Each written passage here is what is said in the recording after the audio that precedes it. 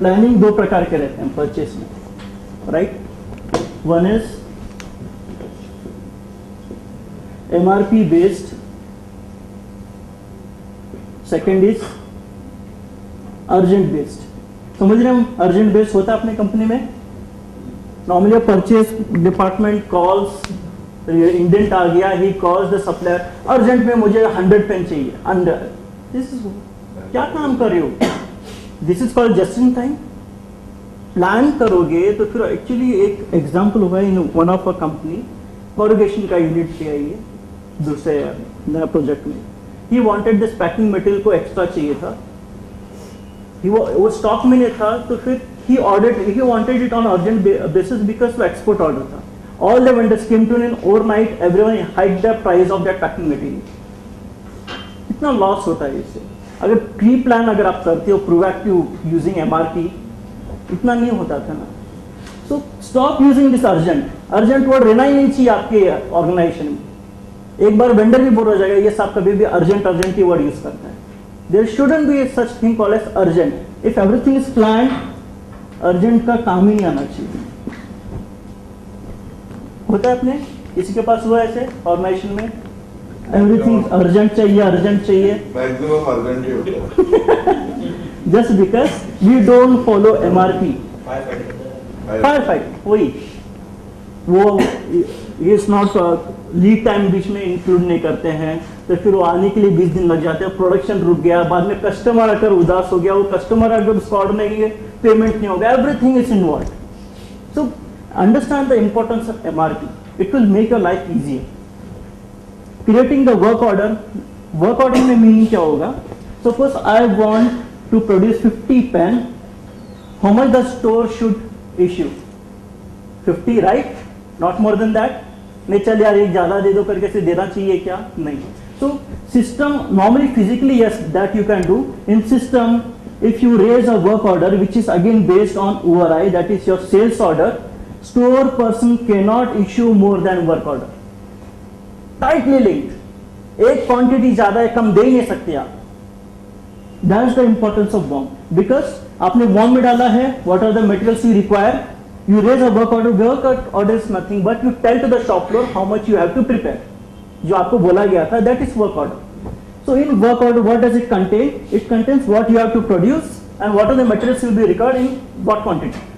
इससे ज्यादा तो स्टोर वाले को एक he doesn't have to calculate कितना करना है, automatically when he selects the work order, सभी materials it gets transferred to the shop floor.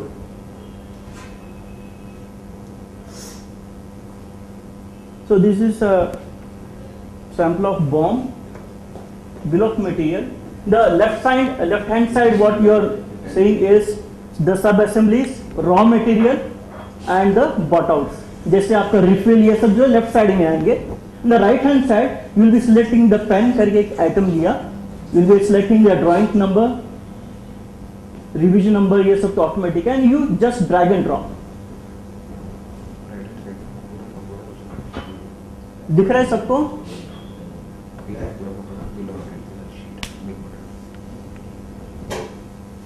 The second type,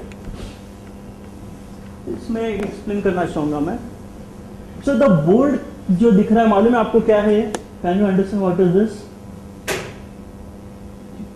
Some items are in bold color. Right. सब assemblies मतलब क्या है?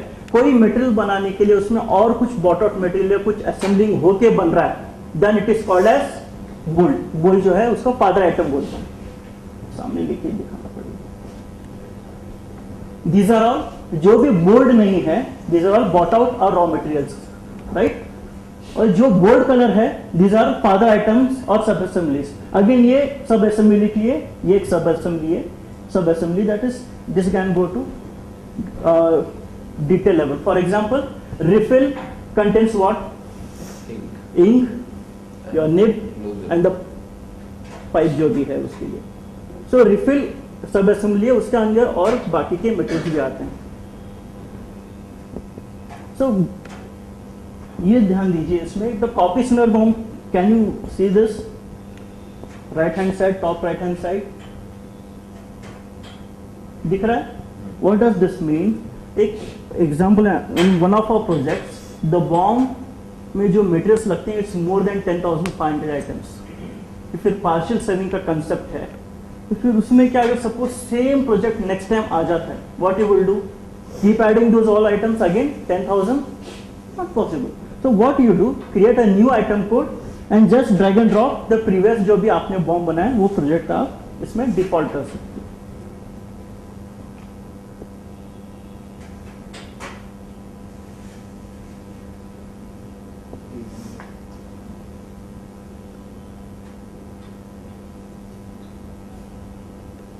You can watch, सब detailing इसमें दिया है, what are the materials required, rate क्या है, quantity, unit of measurement,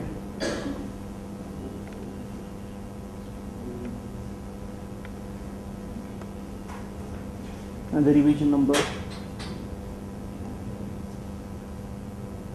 What is revision number? Any bomb, इसमें revision number देखा, what does that mean? Revision number is the kind of the changes you have made. Right. Because जब BOM जो है it is link with many documents, right, तो फिर इसमें edit save करके नहीं होता, you have to save the previous existence of that document. मतलब एक बार आपने पेन में बोल दिया कि एक ब्लू कलर का रिफिल लगता है फर्स्ट टाइम, पूरा डॉक्यूमेंट्स अपने आप फ्लो हो गया, then suddenly you change it to red, meaning ये मालूम नहीं पड़ेगा एक्चुअली बॉम्ब गलत हो रहा है कि कहाँ गलत हो रहा है, तो वो एग्जिस्टेंस रखने के लिए you should be able to track it, that's why revision required. First revision में ब्लू कलर था, सेकंड रिवीजन में रेड कलर था, so you have to trace every changes you have made in the bomb because it's a very important document, that's why revision is important.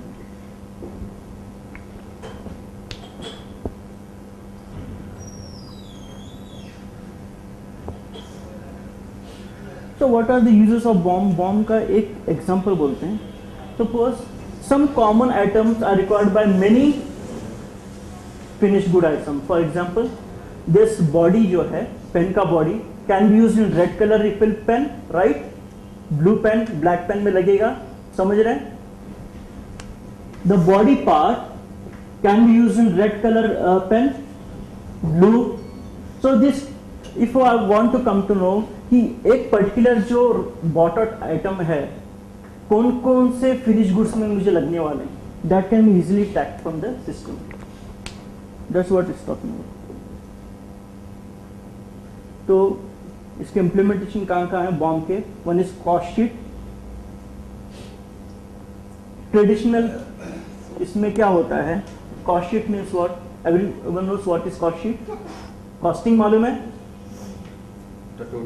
The total cost of the input which I got. Right sir. Normally tradition पहले क्या होता था, traditional way, a person who is highly experienced वो आकर पूरा cost sheet बनाएगा 2-3 दिन, ये सपोज रिफिल का कॉस्ट है 2 रुपीज, बॉडी का कॉस्ट है 1 रुपीज, कैप का कॉस्ट है 50 पैसा, what is the ex factory cost of this 3.50, right? इसमें मैं निटिग्रिटीज नहीं जा रहा हूँ, what is the labour cost. So at the most आप कितने में बेच सकते हो ये मटेरियल? 3 रुपीज के बेच सकते हो क्या? इफ इट्स कॉस्टिंग 3 रुपीज 50 पैसे आपको ही, can you sell it for 3 rupees, right? तो that figure you come from BOM से डेटा मिलेगा।